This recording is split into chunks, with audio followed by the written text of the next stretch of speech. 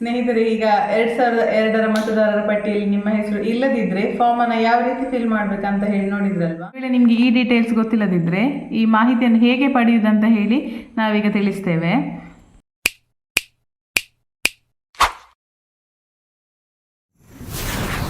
ನಮಸ್ಕಾರ ಸ್ನೇಹಿತರೆ, ಕರಾವಳಿ ಫ್ರೇಮ್ಸ್ಗೆ ಸ್ವಾಗತ. ಯಾರೆಲ್ಲ ನಮ್ಮ ವಿಡಿಯೋವನ್ನು ನೋಡಿ ನಮ್ಮ ಚಾನಲ್ಗೆ ಸಬ್ಸ್ಕ್ರೈಬ್ ಮಾಡಿ ನಮಗೆ ಸಪೋರ್ಟ್ ಮಾಡಿದ್ದೀರಿ ಅವರಿಗೆಲ್ಲ ಧನ್ಯವಾದಗಳು. ಹಾಗೆ ಯಾರೆಲ್ಲ ಹೊಸ ವ್ಯೂವರ್ಸ್ ಬಂದಿದ್ದೀರಿ ಅವರೆಲ್ಲ ನಮ್ಮ ಚಾನಲನ್ನು ನೋಡಿ ಸಬ್ಸ್ಕ್ರೈಬ್ ಮಾಡಿ ನಮಗೆ ಸಪೋರ್ಟ್ ಮಾಡಿ. ಇವತ್ತಿನ ವಿಡಿಯೋ ಏನಂದರೆ SIR form part B, next part ಅಂದರೆ ಪಾರ್ಟ್ ಬಿ ಅನ್ನು ಫಿಲ್ಅಪ್ ಮಾಡೋದು ಹೇಗೆ ಅಂತ.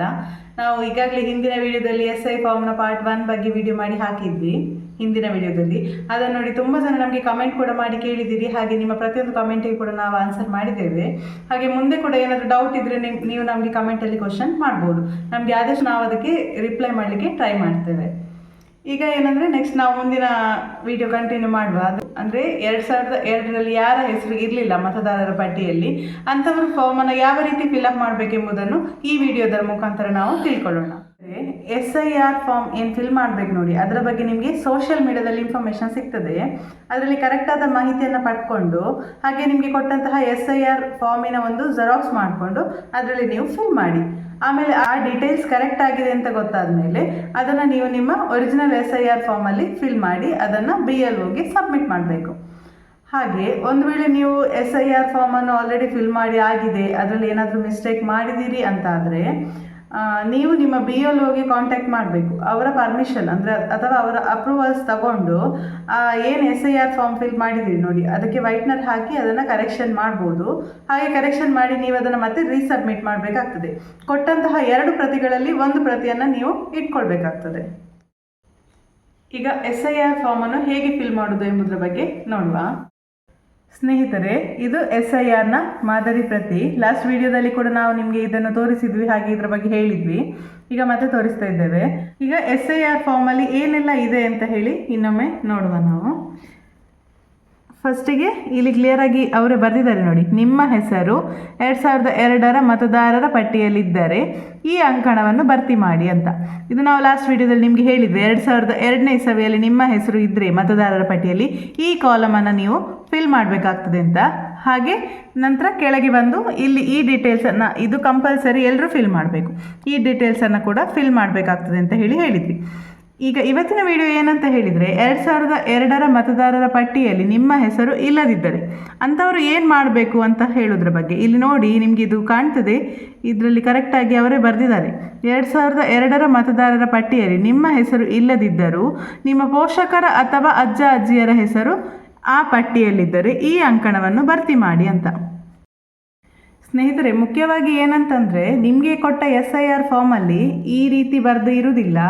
ಇದು ನಾವು ಮಾದರಿ ಪ್ರತಿ ತಂದ ಕಾರಣ ಇದು ಆ ಪ್ರತಿಯಲ್ಲಿ ಇರ್ತದೆ. ಇದು ಯಾಕೆ ತಂದದಂದರೆ ನಿಮಗೆ ಒಂದು ಕ್ಲಿಯರ್ ಆಗಿ ಗೊತ್ತಾಗಬೇಕಂತ ಅನ್ನುವ ಕಾರಣಕ್ಕೋಸ್ಕರ ನಾವು ಈ ಮಾದರಿ ಪ್ರತಿಯನ್ನು ತಂದಿದ್ದೇವೆ.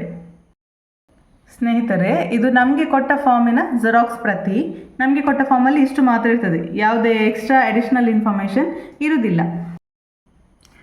ಮೊದಲನೇದಾಗಿ ನೋಡ್ತಾ ಹೋಗೋದಾದರೆ ಇದು SIR ಫಾರ್ಮ್.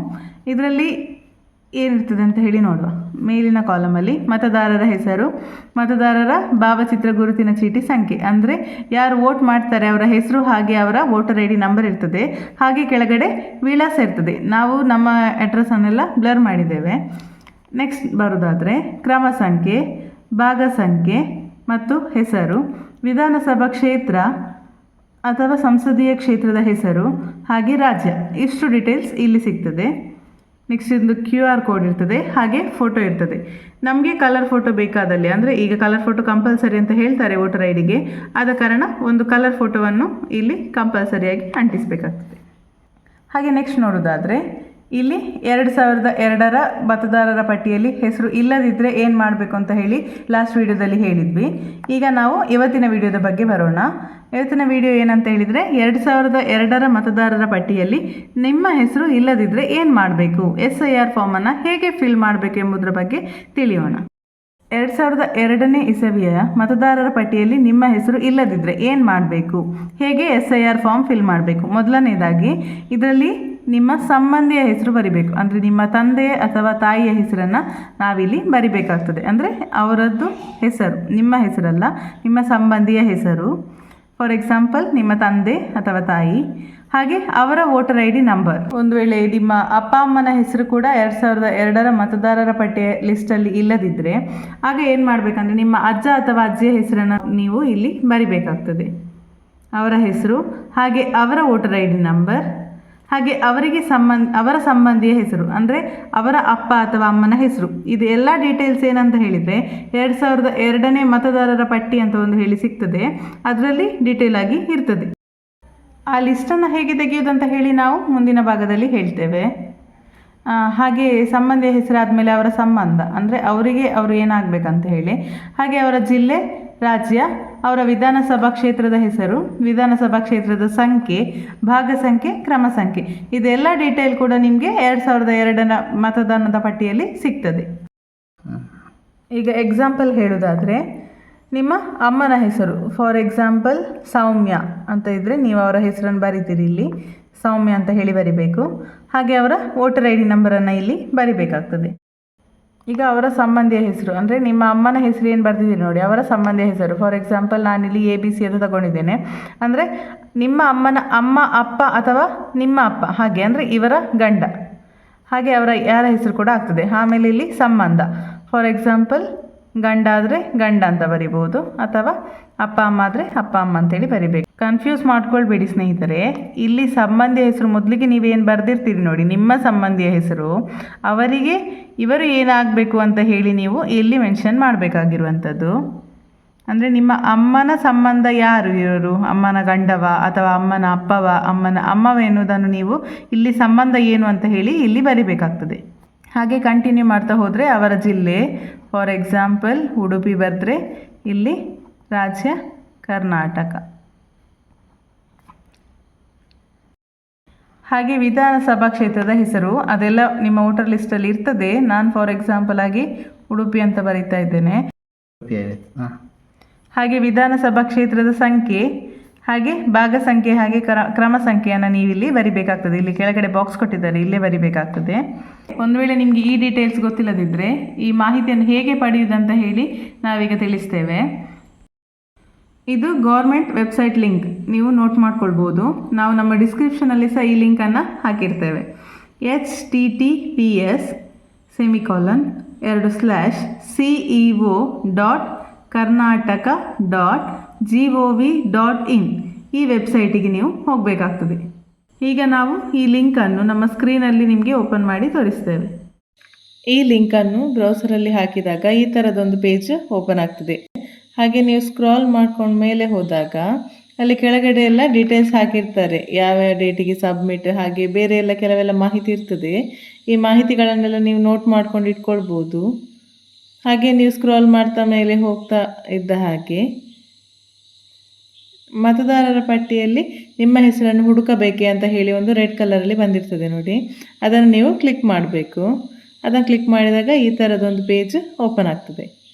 ಅದರಲ್ಲಿ ನೀವು ಯಾವ ಥರ ಸರ್ಚ್ ಮಾಡಬೇಕು ಎಂಬುದರ ಬಗ್ಗೆ 3 ಆಯ್ಕೆ ಇರ್ತದೆ. ಈ ವೆಬ್ಸೈಟ್ ಸ್ವಲ್ಪ ಸ್ಲೋ ಇರ್ತದೆ ಕೆಲವೊಮ್ಮೆ, ಅಂದರೆ ತುಂಬ ವರ್ಕ್ ಆಗ್ತಾ ಇರೋದ್ರಿಂದ ಸರ್ವರ್ ಪ್ರಾಬ್ಲಮಿಂದಾಗಿ ಸ್ವಲ್ಪ ಸ್ಲೋ ಇರುವ ಚಾನ್ಸಸ್ ಕೂಡ ಇರ್ತದೆ. ಇದರಲ್ಲಿ 3 ಟೈಪ್ ಉಂಟು ನೋಡಿ ಸರ್ಚ್ ಮಾಡಲಿಕ್ಕೆ ಅಂತೇಳಿ. ಮೊದಲನೇದು ಸರ್ಚ್ ಬೈ ಎಪಿಕ್ ಅಂತ ಯೆಲ್ಲೋ ಕಲರಲ್ಲಿದೆ. ನೆಕ್ಸ್ಟ್ ವೈಟಲ್ಲಿ ಸರ್ಚ್ ಬೈ ಡೀಟೇಲ್, ಹಾಗೆ ಥರ್ಡ್ ಗ್ರೀನಲ್ಲಿ ಸರ್ಚ್ ಬೈ ಮೊಬೈಲ್ ಅಂತ ಇದೆ. ಇದನ್ನು ಸರ್ಚ್ ಮಾಡುವಾಗ ಮೊದಲಿಗೆ ನಾವು ಲ್ಯಾಂಗ್ವೇಜನ್ನು ಸೆಲೆಕ್ಟ್ ಮಾಡಬೇಕು. ನಾವೀಗ ಕನ್ನಡ ಅಂತ ಸೆಲೆಕ್ಟ್ ಮಾಡಿಕೊಂಡ್ರೆ ನೆಕ್ಸ್ಟ್ ನಾವು ನಮ್ಮ ಸ್ಟೇಟನ್ನು ಸೆಲೆಕ್ಟ್ ಮಾಡಲಿಕ್ಕೆ ಆಪ್ಷನ್ ಬರ್ತದೆ. ಆಮೇಲೆ ವೋಟರ್ ಐಡಿಯಲ್ಲಿ ಎಪಿಕ್ ನಂಬರ್ ಇರ್ತದೆ, ಆ ಎಪಿಕ್ ನಂಬರನ್ನು ಹಾಕಲಿಕ್ಕೆ ಸಹ ಆಪ್ಷನ್ ಬರ್ತದೆ. ಆಮೇಲೆ ಕೆಳಗಡೆ ಕ್ಯಾಪ್ಚಾ ಅಂತ ಉಂಟು, ಆ ಕ್ಯಾಪ್ಚಾವನ್ನು ಹಾಕಿ ನಾವು ಸರ್ಚ್ ಕೊಡಬೇಕಾಗ್ತದೆ. ಇದು ಎಪಿಕನ್ನು ಯೂಸ್ ಮಾಡಿ ಸರ್ಚ್ ಮಾಡುವಂಥದ್ದು. ಈಗ ನೆಕ್ಸ್ಟ್ ಸರ್ಚ್ ಬೈ ಡೀಟೇಲ್ಸಲ್ಲಿ ನೋಡುವ. ಇದರಲ್ಲಿ ಮೊದಲು ನಾವು ಸ್ಟೇಟನ್ನು ಸೆಲೆಕ್ಟ್ ಮಾಡಬೇಕಾಗ್ತದೆ. ಸ್ಟೇಟನ್ನು ಸೆಲೆಕ್ಟ್ ಮಾಡಿ ಆದಮೇಲೆ ನಮಗೆ ಲ್ಯಾಂಗ್ವೇಜ್ ಸೆಲೆಕ್ಟ್ ಮಾಡಲಿಕ್ಕೆ ಆಪ್ಷನ್ ಬರ್ತದೆ. ಅದರಲ್ಲಿ ಮೊದಲಿಗೆ ನಾವು ನಮ್ಮ ಹೆಸರು ಹಾಗೆ ನಮ್ಮ ಸಂಬಂಧಿಯ ಹೆಸರನ್ನು ಕೂಡ ಹಾಕಬೇಕಾಗ್ತದೆ. ಹಾಗೆ ಹುಟ್ಟಿದ ದಿನಾಂಕ ಅಂದರೆ ಡೇಟ್ ಆಫ್ ಬರ್ತ್ ಹಾಕಬೇಕಾಗ್ತದೆ. ಏಜ್ ಅದೇ ತಗೊಳ್ತದೆ. ಹಾಗೆ ಸ್ಕ್ರೋಲ್ ಮಾಡ್ತಾ ಹೋಗುವಾಗ ನಮ್ಮದು ಜೆಂಡರ್ ಸೆಲೆಕ್ಟ್ ಮಾಡಲಿಕ್ಕೆ ಇರ್ತದೆ. ಹಾಗೆ ನಮ್ಮ ಲೊಕೇಶನ್ ಕೂಡ ನಾವು ಹಾಕಬೇಕಾಗ್ತದೆ, ಅಂದರೆ ಜಿಲ್ಲೆ ಹಾಗೆ ಕ್ಯಾಪ್ಚಾವನ್ನು ಕೂಡ ನಾವು ಹಾಕಬೇಕಾಗ್ತದೆ. ಆಮೇಲೆ ಆಗದ ಹಾಗೆ ಡೈರೆಕ್ಟ್ ಸರ್ಚ್ ಕೊಡುವಂಥದ್ದು. ಆಗ ನಮ್ಮ ಡೀಟೇಲ್ಸ್ ನಮಗೆ ಸಿಗ್ತದೆ. ಇದು ಸರ್ಚ್ ಬೈ ಡೀಟೇಲ್ಸ್ ಮೆಥಡ್. ಹಾಗೆ ನೆಕ್ಸ್ಟ್ ಹೋಗೋದಾದರೆ ಸರ್ಚ್ ಬೈ ಮೊಬೈಲ್. ಈಗ ಸರ್ಚ್ ಬೈ ಮೊಬೈಲಲ್ಲಿ ನೋಡೋದಾದರೆ ಇದರಲ್ಲಿ ಮೊದಲು ನಾವು ಸ್ಟೇಟ್ಸ್ ಸೆಲೆಕ್ಟ್ ಮಾಡಲಿಕ್ಕಿರ್ತದೆ. ಆಮೇಲೆ ನಮ್ಮ ಲ್ಯಾಂಗ್ವೇಜನ್ನು ನಾವು ಸೆಲೆಕ್ಟ್ ಮಾಡಬೇಕು.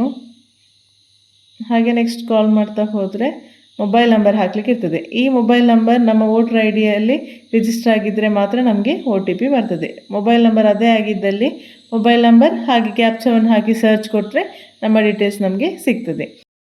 ಸೊ ಇಲ್ಲಿಯ ಮಾಹಿತಿಯನ್ನು ಹೇಗೆ ಪಡ್ಕೊಳ್ಳೋದಂತ ಹೇಳಿ ನೋಡ್ಕೊಂಡ್ರಲ್ವ ಸ್ನೇಹಿತರೆ. ಈಗ ನಾವು 3ನೇ ಪಾರ್ಟ್ ಅಂದರೆ ಕೆಳಗಿನ ಪಾರ್ಟ್ಗೆ ಬರೋಣ. ಇಲ್ಲಿ ಏನೆಲ್ಲ ಇದೆ, ಯಾವ ಥರ ಫಿಲ್ ಮಾಡಬೇಕು ಎಂಬುದರ ಬಗ್ಗೆ ತಿಳಿಯೋಣ. ಮೊದಲನೇದಾಗಿ ನೋಡಿದರೆ ಇಲ್ಲಿ ಜನ್ಮ ದಿನಾಂಕ. ಇಲ್ಲಿ ಯಾರ ಜನ್ಮ ದಿನಾಂಕ ಬರಿಬೇಕು, ನೀವು ಯಾರು ಮತದಾರರಿದ್ದೀರಿ ನೋಡಿ ನಿಮ್ಮದೇ ಡೇಟ್ ಆಫ್ ಬರ್ತನ್ನು ಇಲ್ಲಿ ನೀವು ಬರಿಬೇಕಾಗ್ತದೆ. ಅಂದರೆ ನಿಮ್ಮ ಸಂಬಂಧಿ ಅಥವಾ ತಂದೆ ತಾಯಿ ಯಾರದ್ದು ಅಲ್ಲ, ಯಾರು ಫಾರ್ಮ್ ಫಿಲ್ ಮಾಡ್ತಿದ್ದೀರಿ, ಯಾರ ಹೆಸರಲ್ಲಿ ಫಿಲ್ ಮಾಡ್ತಿದ್ದೀರಿ ಅವರದನ್ನೇ ಬರಿಬೇಕಾಗ್ತದೆ. ಹಾಗೆ ನಿಮ್ಮ ಆಧಾರ್ ನಂಬರ್ ಹಾಗೆ ನಿಮ್ಮ ಮೊಬೈಲ್ ನಂಬರನ್ನು ಕೂಡ ಬರಿಬೇಕು. ಇದಿಷ್ಟು ಆದಮೇಲೆ ಕೆಳಗೆ ಬಂದರೆ ನಿಮ್ಮ ತಂದೆಯ ಹೆಸರನ್ನು ನೀವು ಇಲ್ಲಿ ಬರಿಬೇಕಾಗ್ತದೆ. ಹಾಗೆ ಅವರ ವೋಟರ್ ಐ ಡಿ ನಂಬರ್, ಆಮೇಲೆ ತಾಯಿಯ ಹೆಸರು ಹಾಗೆ ಅವರ voter I D number. Next ಬಂತು ಅಂದರೆ ಸಂಗಾತಿಯ ಹೆಸರು. ನಿಮಗೆ ಸಂಗಾತಿ ಇದ್ದರೆ ಅಂದರೆ ನಿಮ್ಮದು ಮ್ಯಾರೇಜ್ ಆಗಿದ್ದರೆ ನಿಮ್ಮ ಹಸ್ಬೆಂಡ್ ಅಥವಾ ವೈಫ್ ನೇಮ್ ನೀವು ಇಲ್ಲಿ ಬರಿಬೇಕಾಗ್ತದೆ. ಹಾಗೆ ಅವರ ವೋಟರ್ ಐ ಡಿ ನಂಬರನ್ನು ಸಹ ನೀವಿಲ್ಲಿ ಫಿಲ್ ಮಾಡಬೇಕಾಗ್ತದೆ. ಇದಿಷ್ಟು ಡೀಟೇಲನ್ನು ಫಿಲ್ ಮಾಡಿ ಆದಮೇಲೆ ಕೆಳಗಡೆ ಬಂದರೆ ಮತದಾರರ ಸಹಿ ಕರೆಕ್ಟಾಗಿ ನೋಡ್ಕೊಳ್ಳಿ. ಇಲ್ಲಿ ಮತದಾರರ ಸಹಿ ಇದೆ, ಹಾಗೆ ಇಲ್ಲಿ BLO ರವರ ಸಹಿ ಇದೆ. ಇಲ್ಲಿ ಯಾವುದೇ ಕಾರಣಕ್ಕೂ ನೀವು ಸಹಿ ಹಾಕಲಿಕ್ಕೆ ಹೋಗಬೇಡಿ. ಇಲ್ಲಿ BLO ರವರು ಸೈನ್ ಮಾಡಬೇಕಾಗ್ತದೆ, ನೀವು ಇಲ್ಲಿ ಮಾತ್ರ ಸೈನ್ ಮಾಡಲಿಕ್ಕೆ. ಮತದಾರರ ಸಹಿ ಕ್ಲಿಯರ್ ಆಗಿ ಇದೆ ಸ್ನೇಹಿತರೆ, ಸರಿಯಾಗಿ ಗಮನಿಸ್ಕೊಳ್ಳಿ. ಅಥವಾ ನಿಮಗೆ ಒಂದು ವೇಳೆ ಸೈನ್ ಹಾಕಲಿಕ್ಕೆ ಬರೋದಿಲ್ಲ ಅಂತ ಆದರೆ, ಅಂದರೆ ನಿಮ್ಮ ಮನೆಯಲ್ಲಿ ಏಜ್ ಆದವರಿದ್ದರೆ ಹಾಗೆ ಏನಾದರೂ ಇದ್ದರೆ ಅವರ ಎಡಗೈ ಹೆಬ್ಬೆರಳ ಗುರುತು ಅದನ್ನು ನೀವಿಲ್ಲಿ ಹಾಕಬೇಕಾಗ್ತದೆ. ಸ್ನೇಹಿತರೆ, ಈಗ 2002ರ ಮತದಾರರ ಪಟ್ಟಿಯಲ್ಲಿ ನಿಮ್ಮ ಹೆಸರು ಇಲ್ಲದಿದ್ದರೆ ಫಾರ್ಮನ್ನು ಯಾವ ರೀತಿ ಫಿಲ್ ಮಾಡಬೇಕಂತ ಹೇಳಿ ನೋಡಿದ್ರಲ್ವಾ. ಈಗ 2002ರ ಮತದಾರರ ಪಟ್ಟಿಯಲ್ಲಿ ನಿಮ್ಮ ಹೆಸರು ಇದ್ದರೆ ಅದನ್ನು ಯಾವ ರೀತಿ ಫಿಲ್ ಮಾಡಬೇಕಂತ ಹೇಳಿ ನಾವು ಲಾಸ್ಟ್ ವಿಡಿಯೋದಲ್ಲಿ ಹೇಳಿದ್ವಿ. ಹಾಗೆ ಅದರ ಡೀಟೇಲ್ ಕೂಡ ನಿಮಗೆ ನಾವು ಹಾಕಿದ ಲಿಂಕಲ್ಲಿ ಸಿಗ್ತದೆ, ನೀವು ಅದನ್ನು ಕೂಡ ಸರ್ಚ್ ಮಾಡಿ ಪಡ್ಕೊಳ್ಬೋದು. ವೆಬ್ಸೈಟ್ ಏನಿದೆ ಅದರಲ್ಲಿ ನೀವು ಪಡ್ಕೊಂಡ ಮಾಹಿತಿಯನ್ನು ಮೊದಲನೇದಾಗಿ ನೀವು ಅದನ್ನು ನಿಮ್ಮ ಜೆರಾಕ್ಸ್ ಕಾಪಿಯಲ್ಲಿ ಫಿಲ್ ಮಾಡಿ, ಆಮೇಲೆ ಅದು ಕರೆಕ್ಟ್ ಉಂಟಂತ ಆದಮೇಲೆ ಅದನ್ನು ಒರಿಜಿನಲ್ ಫಾರ್ಮಲ್ಲಿ ಫಿಲ್ ಮಾಡಿ. 2 ಫಾರ್ಮಲ್ಲಿ ಕೂಡ ನೀವು ಫಿಲ್ ಮಾಡಬೇಕು. ಅದರಲ್ಲಿ ಒಂದು ಫಾರ್ಮನ್ನು BLOಗೆ ಕೊಟ್ಟು ಮತ್ತೊಂದು ಫಾರ್ಮನ್ನು ನೀವು ಇಟ್ಕೊಳ್ಬೇಕಾಗ್ತದೆ. SIR ಫಾರ್ಮ್ ಅನ್ನೋದೇನು ಅದು ನಿಮಗೆ ಸಿಕ್ಕಿದೆ ಅಂತ ಹೇಳಿದರೆ ಭಾರತ ಚುನಾವಣಾ ಆಯೋಗದ ಲಿಸ್ಟಲ್ಲಿ ನಿಮ್ಮ ಹೆಸರು ಇದೆ ಅಂತವೇ ಅರ್ಥ. ಮತ್ತು ನೀವು ನಮ್ಮ ಹೆಸರು ಉಂಟಾ ಇಲ್ಲೋ ಅಂತ ಹೇಳಿ ತಲೆಬಿಸಿ ಮಾಡಲಿಕ್ಕೆ ಹೋಗಬೇಡಿ. 2002ರ ಪಟ್ಟಿಯಲ್ಲಿ ಇರ್ತದೆ ಅಥವಾ ಅದರ ನಂತರದಲ್ಲಿ ಇರ್ತದೆ. ನಮ್ಮಿಂದ ಪಡೆದ ಈ ಮಾಹಿತಿಯನ್ನು ವೆಬ್ಸೈಟಲ್ಲಿ ಅಪ್ಡೇಟ್ ಮಾಡಿಸ್ತಾರೆ. ಆಮೇಲೆ ನಮ್ಮದೊಂದು ಹೊಸ ಲಿಸ್ಟನ್ನು ಅವರು ಜನ್ರೇಟ್ ಮಾಡ್ತಾರೆ. ಆ ಲಿಸ್ಟಲ್ಲಿ ಕೂಡ ಏನಾದರೂ ಎರರ್ ಇದ್ದರೆ ನಮ್ಮ ಹತ್ರ ಏನು ಒಂದು ಕಾಪಿ ಇರ್ತದೆ ನೋಡಿ, ಈ ಕಾಪಿಯನ್ನು ಯೂಸ್ ಮಾಡಿಕೊಂಡು ಕರೆಕ್ಷನನ್ನು ಮಾಡಿಸ್ಕೊಳ್ಬೋದು. ಆ ಕರೆಕ್ಷನ್ ಏನಾದರೂ ಮಾಡಿಸ್ಬೇಕಂತ ಇದ್ದರೆ ನಮಗೆ ಈ SIR ಫಾರ್ಮಿನ ನಾವೊಂದು ಕಾಪಿ ಏನು ಇಟ್ಕೊಂಡಿರ್ತೇವೆ ನೋಡಿ, ಅದು ತುಂಬ ಇಂಪಾರ್ಟೆಂಟ್ ಆಗಿರ್ತದೆ. ಹಾಗಾಗಿ ಆ SIR ಫಾರ್ಮಿನ ಇನ್ನೊಂದು ಪ್ರತಿಯನ್ನು ಜಾಗ್ರತೆಯಾಗಿ ತೆಗೆದಿಟ್ಕೊಳ್ಳಿ. ಸೊ ಹಾಗಿದ್ರೆ ನೋಡಿದ್ರಲ್ಲ ಸ್ನೇಹಿತರೆ, 2002ರ ಮತದಾರರ ಪಟ್ಟಿಯಲ್ಲಿ ನಿಮ್ಮ ಹೆಸರು ಇಲ್ಲದಿದ್ದರೆ ಯಾವ ರೀತಿ ಫಾರ್ಮನ್ನು ಫಿಲ್ ಮಾಡಬೇಕಂತ. ಈ ಮಾಹಿತಿ ವಿಡಿಯೋ ನಿಮಗೆ ಇಷ್ಟ ಆಗಿದ್ದರೆ ಪ್ಲೀಸ್ ನಮ್ಮ ವಿಡಿಯೋಗೊಂದು ಲೈಕ್ ಮಾಡಿ, ಹಾಗೆಯೇ ನಿಮ್ಮ ಫ್ಯಾಮಿಲಿ ಮತ್ತು ಫ್ರೆಂಡ್ಸ್ಗೆಲ್ಲ ಶೇರ್ ಮಾಡಿ, ನಮ್ಮ ಚಾನಲನ್ನು ಸಬ್ಸ್ಕ್ರೈಬ್ ಮಾಡಿ ನಮಗೆ ಸಪೋರ್ಟ್ ಮಾಡಿ. ಇದೇ ರೀತಿ ಬೇರೆ ಬೇರೆ ವಿಡಿಯೋಗಳು ನಮ್ಮ ಚಾನಲಲ್ಲಿ ಅಪ್ಲೋಡ್ ಆಗಿದೆ, ಹಾಗೆ ಇನ್ನು ಮುಂದೆ ಕೂಡ ನಾವು ವೀಡಿಯೋಸ್ ಮಾಡಿ ಅಪ್ಲೋಡ್ ಮಾಡ್ತೇವೆ. ದಯವಿಟ್ಟು ನಮ್ಮ ಚಾನಲನ್ನು ವೀಕ್ಷಿಸಿ ನಮಗೆ ಸಪೋರ್ಟ್ ಮಾಡಿ.